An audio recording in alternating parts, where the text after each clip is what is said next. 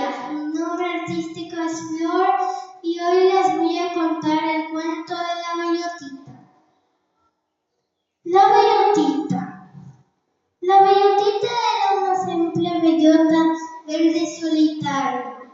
Los animales estaban mirándole a la bellota. Cada día pasaban los días. Primero llovía todos los días. Después salía el sol y todos los animales le miraban. Un día cayó el otoño. Las hojas caían y caían. La bellotita se preguntaba. No, espérenme, dijo la bellota. Saltó y se cayó. Pero cerca, dijo la bellotita. ¿Qué cerca? Aterricé en las hojas.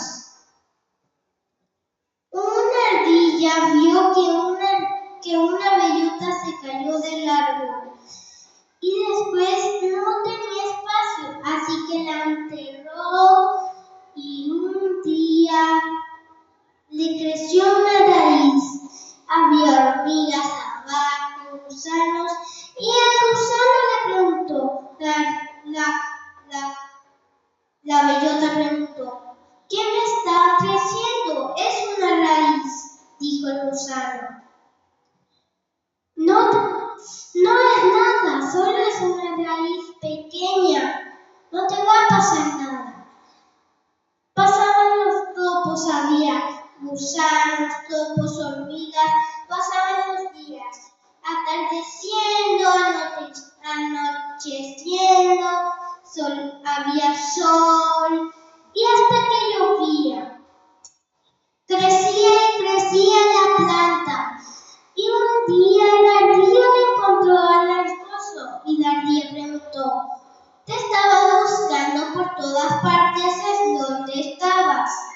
Y crecía el árbol de la bellota cada vez. Los animales había en el árbol todo. Había pájaros, búhos, otra clase de pájaros, pájaros carpinteros, ardillas, gusanos, insectos, arañas, pajaritos y todo eso.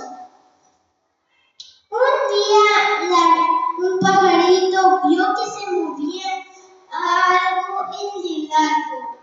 Después se preguntaron qué era. La ardilla vio y era una pequeña bellota con